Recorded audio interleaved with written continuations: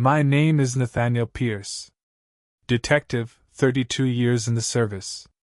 Most of that time spent watching people lie to me, and to themselves. I've seen enough case files to know that the truth rarely fits inside a report.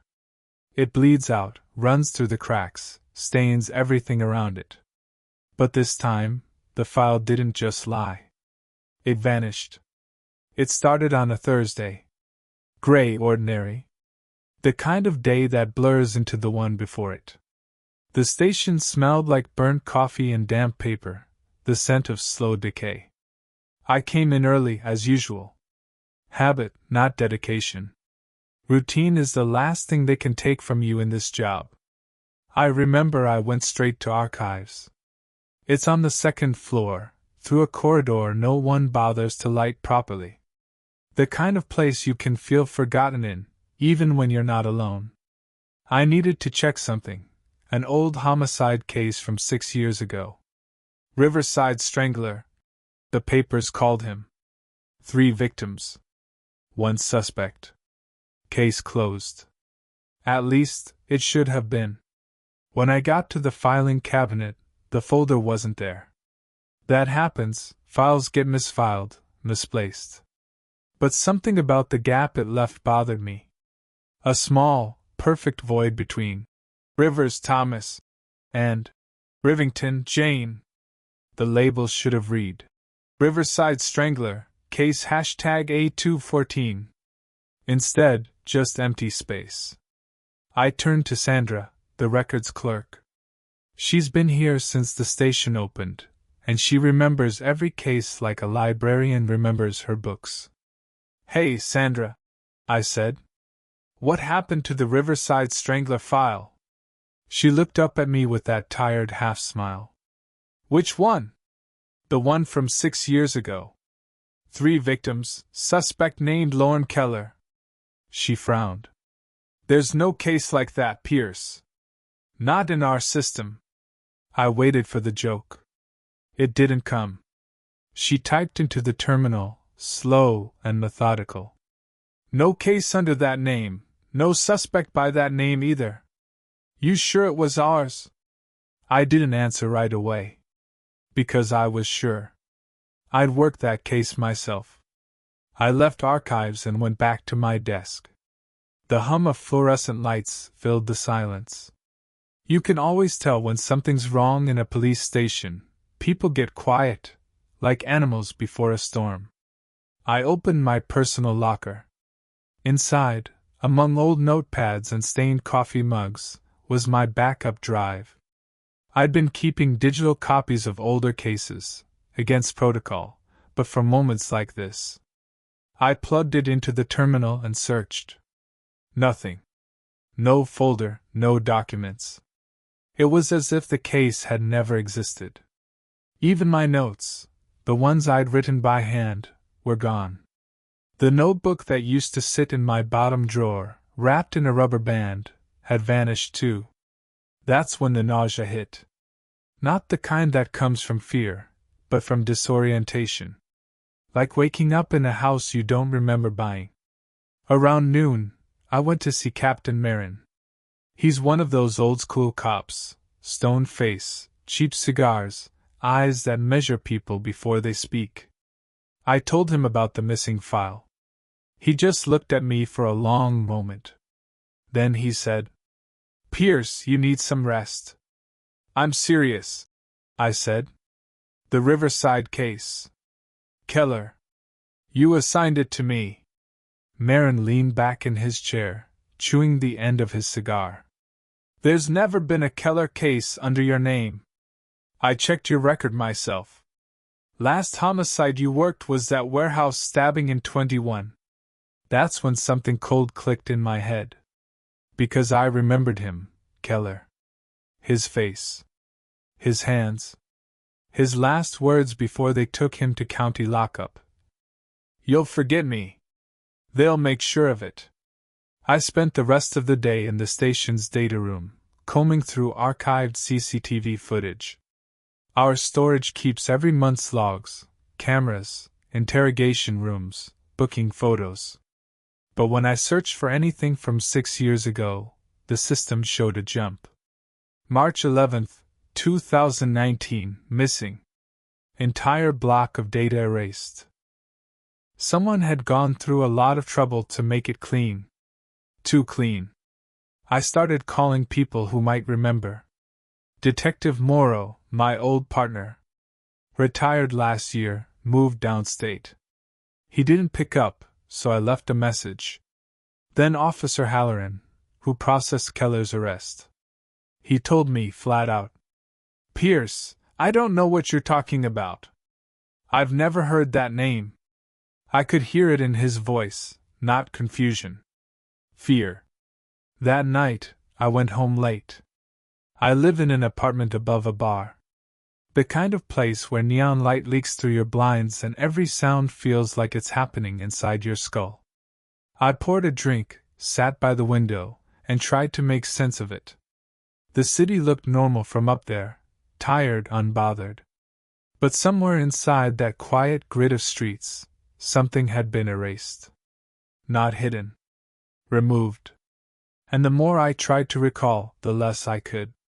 Not the details, the feelings. The tone of Keller's voice. The smell of the crime scene. The way the blood had looked on the tile. All of it felt like trying to remember a dream from another life. At 2:47 a.m., my phone buzzed. Unknown number. I almost ignored it. But then I saw the text. Stop looking for it. No name. No trace. Just those 4 words. And before I could even screenshot it, the message deleted itself. That's where it began.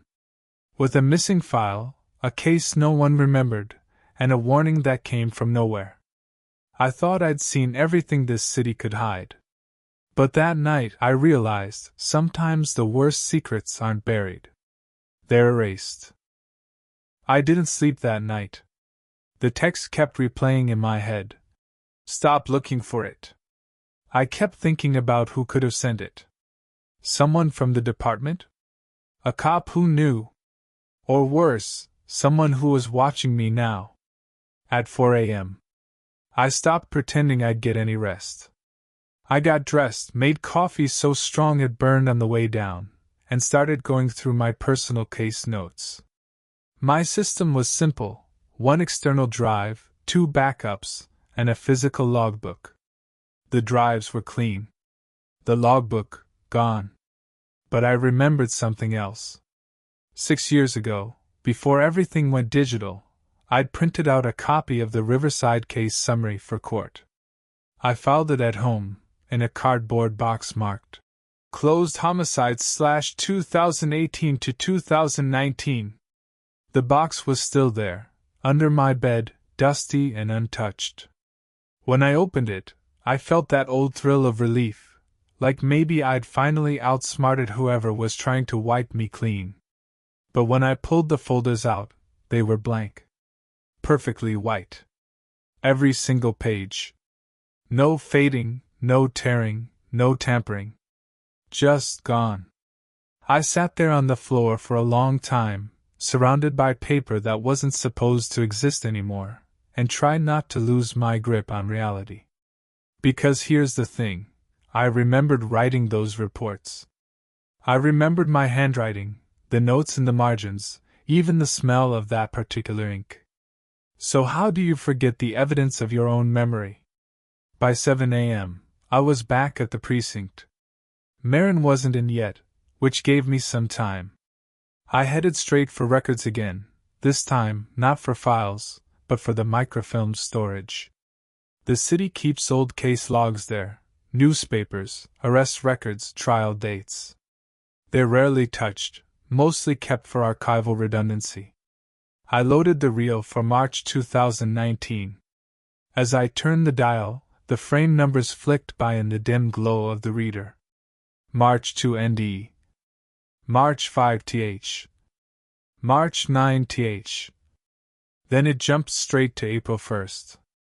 Like someone had sliced a strip of film clean out of time. I leaned back in the chair and just stared at the blank screen. Not even dust patterns, just a void. Sandra walked in behind me, holding a stack of folders. She looked tired. Pierce, you're here early. I didn't answer. She glanced at the blank reel and frowned. You looking for something specific? I decided to test her. Yeah, I said. That old Riverside case. She paused. Then she smiled, soft but distant, like someone being polite to a stranger. There's no case by that name, detective. Then she turned and left. I swear I saw her shoulders tighten as she walked away, just slightly. By noon, I was in the car, heading for the last place I knew Keller had lived, 4211 Riverside Drive. If the system was clean, maybe the streets would still remember. The building was still there. Cheap brick, peeling paint, windows covered in newspapers. It looked the same. But the mailbox labels had changed. New names, no Keller. An old woman was sitting on the stoop, feeding pigeons from a plastic bag. She looked up when I approached. Morning, I said. You been here long? Long enough, she said, squinting at me. You the mailman? Detective. I used to work a case here. Man named Lorne Keller. Lived in apartment 3B. She stopped feeding the birds. For a moment, she looked right through me. Then she said, Ain't never been no 3B. I looked up at the building. Sure enough, 3 windows across each floor, numbers stenciled on old mailboxes, 1A, 2A, 2B, 3A, 3C. No 3B. But I remembered standing in that apartment. The smell of ammonia, the blood on the floor, the broken clock by the sink. Now it was just a wall. Blank brick. The woman was still staring. You okay, detective? Yeah, I lied. Just mixed up the address. I left before she could ask anything else. That evening I called Morrow again, my old partner. This time, he picked up. Pierce, he said, voice rough from cigarettes and age. Been a while. You okay? Not really, I said. You remember Keller? Riverside Strangler? Silence. Then, you need to stop asking that name. Why? You remember him, don't you? You have to. He sighed. Listen, Nat. I don't know what's going on with you, but if you're digging where you shouldn't, you'll get hurt. They clean things for a reason. Just let it go. Who's they? The line went dead. Around midnight, I heard someone outside my apartment door. Not footsteps, breathing. A long, slow inhale. Then a faint metallic click, like a pen or lighter. When I opened the door, the hallway was empty. Only a folded piece of paper on the floor. I picked it up. Typed letters, clean font. Case #A214 has been permanently sealed. Unauthorized retrieval is a violation of Section 9. You are being monitored. No signature. No seal.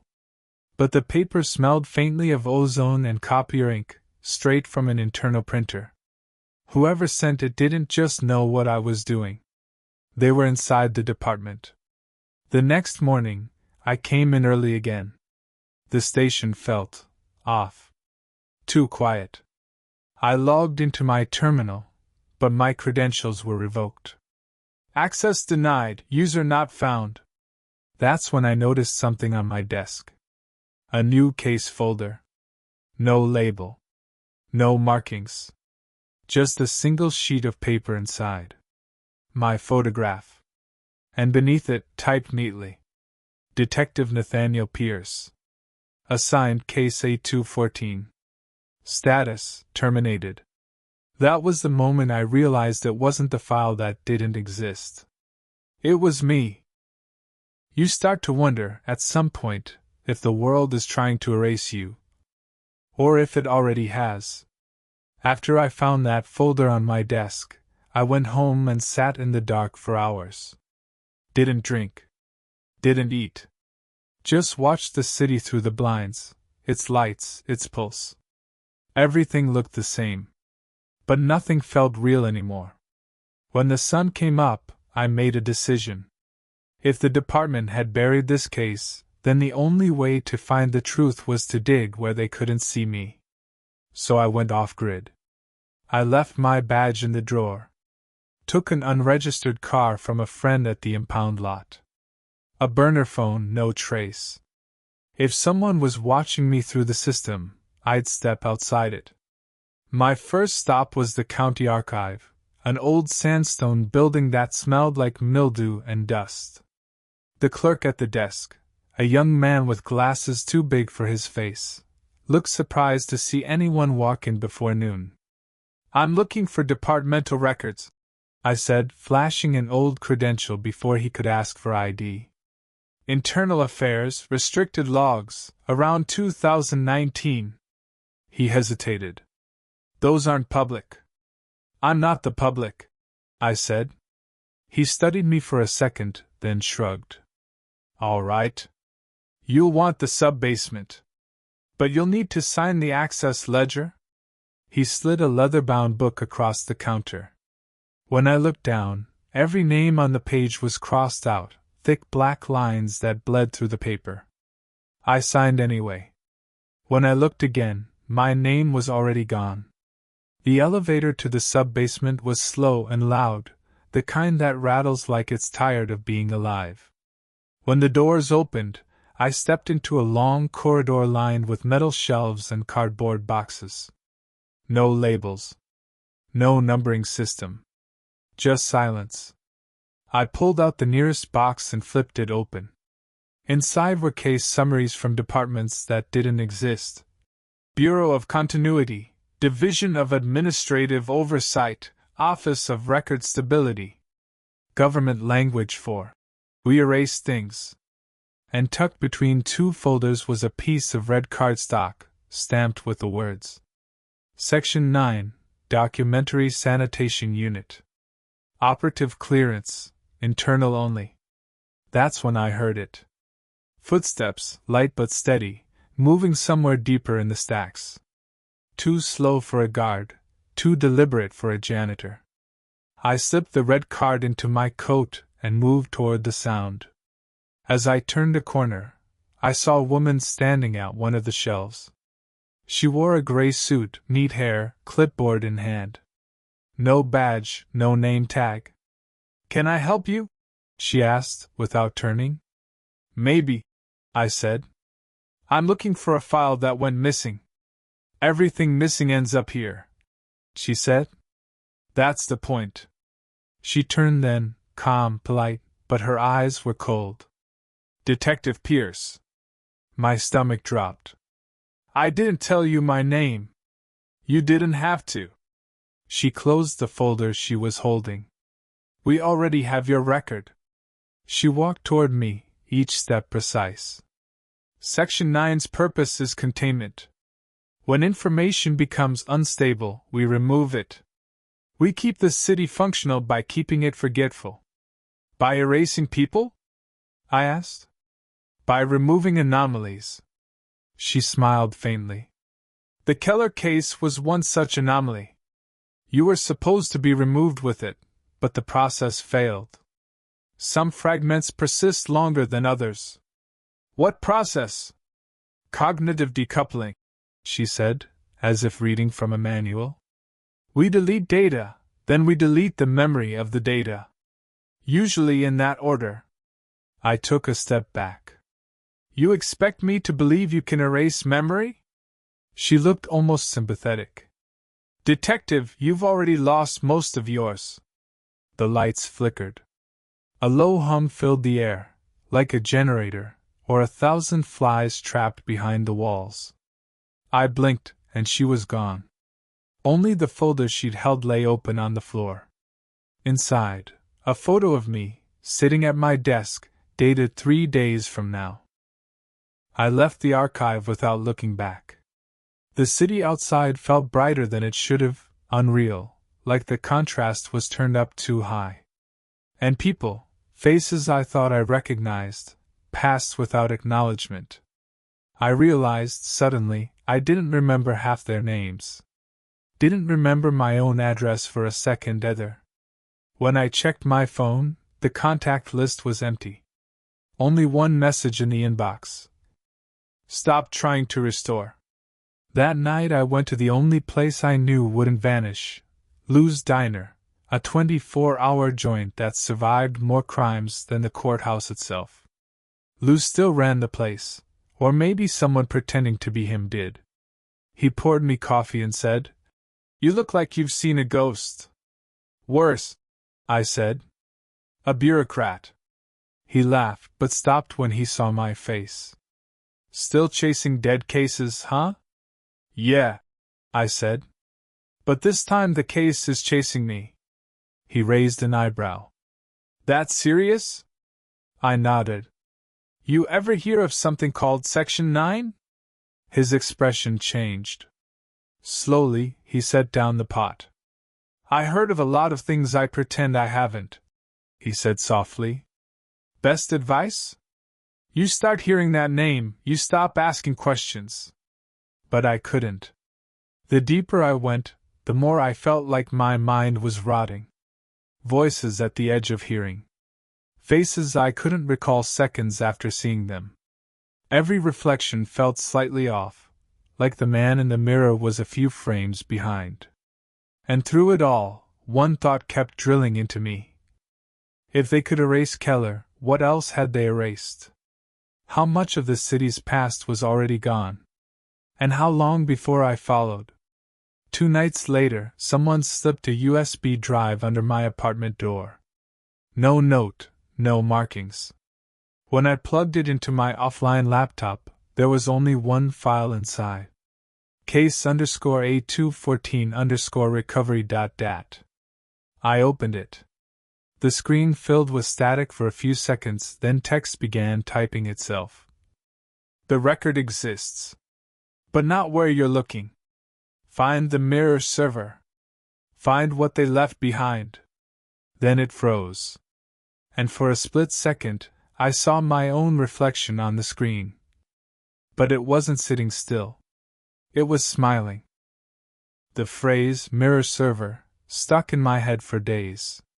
Whoever sent that drive wanted me to find something Section 9 couldn't reach, a place where their erasures didn't hold. A backup of what used to be real. But how do you track something that isn't supposed to exist? The first clue came from the department's own shadows. Buried in the city's internal network, I found traces of dead servers still drawing power, old architecture patched together like scar tissue.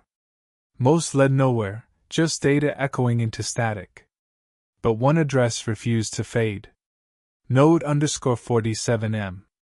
Listed under a fake department called Archival Echo. The physical location, Old City Data Center, Sublevel 3. Condemned in 2008. Which meant, of course, it was the perfect place to hide something that shouldn't exist. The building was half swallowed by fog when I arrived. Broken signs, cracked concrete, windows like blind eyes. But the lock on the gate was new, magnetic, humming faintly under my hand. Someone was still here. Inside, the air felt heavy and electric, a mix of rot and ozone. Rows of server racks stretched into darkness, their small indicator lights blinking like fireflies trapped under glass. A constant low hum vibrated through the floor, the sound of something alive pretending to be asleep. I found a terminal that still worked. The screen glowed dimly, cursor blinking. When I touched the keyboard, the system reacted instantly. As if it knew me. "Welcome back, Detective Pierce," it wrote. I froze. I hadn't entered my name. The monitor filled with text, not files, not code, just a stream of sentences forming and deleting themselves faster than I could read. "The record exists. You shouldn't have come. The cleanup isn't complete." The hum of the servers grew louder. My pulse matched it, fast, uneven. Then everything went dark. My flashlight beam cut through the black. The air was thick, warm, like standing too close to a transformer. I turned slowly, trying to orient myself, and that's when I saw the monitor flicker back on. Not with text. With video. A camera feed. It showed the same room, same rows of machines, and me, standing there, light in hand. Only, I wasn't moving. The version of me on the screen was motionless, pale, eyes wide. And behind that still figure, something shifted in the shadows, tall, human-shaped, but blurred like a bad transmission. Then the image twitched, and the figure on the screen, my reflection, turned its head. Slowly. Until it was looking straight at me. My flashlight went out. When the lights came back, the hum had stopped. The servers were dead silent. Every indicator light gone, all but one monitor still glowing in the dark. Words appeared across it, one by one. The mirror is never offline. I stumbled out into daylight that didn't look right. The skyline had changed. Buildings were taller, newer. A billboard across the street advertised a company I'd never heard of. The city had rewritten itself while I was inside. I tried calling Marin, but my phone's contact list was empty except for one name. Section 9/Supervisor. Before I could delete it, a message appeared on its own. Restoration in progress. 68% complete. My hands shook. I turned the phone off. The screen stayed lit anyway. In its reflection, my face stared back at me. And smiled, a second before I did. Back at my apartment, things were worse. The street sign outside had changed. My mailbox had a different number. Even the photos on the wall were wrong, me standing beside people I didn't know, in places I'd never been. And on my desk, a folder waited. Same label as before. A214. I opened it. This time, it wasn't empty. Inside was a typed report. Clean, efficient, terrifying in its calm. Subject, Detective Nathaniel Pierce. Status, duplicate record detected.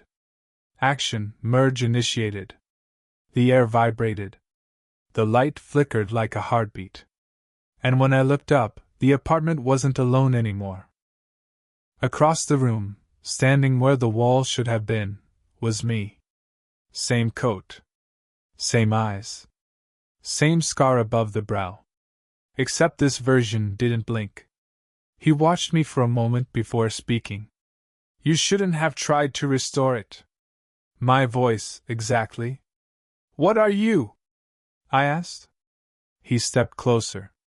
The world behind him flickered, the precinct, the archive, the data center, shifting like layers of film sliding out of sync. I'm the backup, he said. The one they kept. I reached for the folder, but it dissolved into static, a smear of letters and noise. My double tilted his head. Section 9 cleans the city. The mirror brings it back. Now there are two of you. Only one can stay real. I tried to speak, but my throat felt split between echoes. He smiled faintly, the same tired smile I'd practiced in 1,000 mirrors. You asked what happens to files that don't exist? They become people like me. He reached out a hand, palm open. And as our fingers touched, the world flickered again, collapsing, folding, rewriting. The last thing I saw before blacking out was my own reflection staring back at me. From the other side of the glass. When I opened my eyes, I was standing. Not lying on the floor, not in my apartment, just standing, like I'd never fallen at all. The light outside was wrong. Too even, too white, the kind of daylight that comes from no sun at all. And the city beyond the window looked clean. Too clean. Every building painted the same shade of gray-blue. Every streetlight equidistant. No graffiti. No noise. No life out of place. I pressed my hand to the glass. It was warm, like the world on the other side was lit from behind, not by a sky, but by a screen. The desk was the same. The same chipped wood, the same cup of cold coffee, only now the nameplate didn't read Pierce. It didn't read anything. When I looked closer, I saw faint lettering beneath the surface, as if something had been sanded away. Nathaniel Pierce, 8214. I left the office and stepped into the hallway. It was full of people, officers, clerks, detectives, all busy, all talking, all moving with purpose. But none of them looked up. None of them reacted when I passed. I called out to one, then another. No answer. It was like walking through a photograph. When I touched a man's shoulder, my hand passed through. The image glitched, a blur of faces, a pulse of light, and reset. He kept walking. I went outside. The streets were the same, but silent. Cars rolled by without sound, people crossed at lights that never turned red. Every storefront had the same name: Civic Records. Every bus stop showed the same ad. Truth is stability. The words repeated on every wall, every banner, every billboard, like a mantra carved into the bones of the city. And beneath the letters, a logo I hadn't seen before. A mirrored circle split in half. Section 9. At the corner, a man was handing out papers. He looked normal enough, a little tired gray suit, no tie. When I reached for one, he smiled. "Welcome back, detective," he said. His eyes didn't blink. "Your synchronization is almost complete." I looked down at the paper. It was blank. When I looked up again, he was gone. I ran. I don't know how long. The streets didn't change. They just folded into each other, block after identical block, until I stopped recognizing where I was supposed to go. That's when I saw the sign. Mirror facility, authorized access only. The building looked like every other in this version of the city: glass, steel, nothing. But the door opened before I could touch it. A voice spoke from somewhere inside, calm, almost kind. "You've come home." The interior was an empty white hall lined with mirrors, dozens of them, stretching into infinity. And in every reflection there I was. But not all of me. Some were older. Some younger. Some in uniform. Some not human at all. Each one stared back, moving a second late, as if time lagged differently inside the glass. At the end of the corridor stood the woman from the archive, the gray suit, the clipboard. Only now her eyes glowed faintly, like she had light behind them instead of pupils. "You survived the merge," she said. "Few do." "What happened?" My voice sounded distant, hollow. "You became part of the system," she said. "The only way to preserve unstable data is to store it somewhere resilient. Somewhere alive." "You put me in the mirror," I said. "No," she corrected softly. "You were the mirror. You always were. The city needed a recorder, a mind to hold what we remove. You were chosen because you already carried too much memory."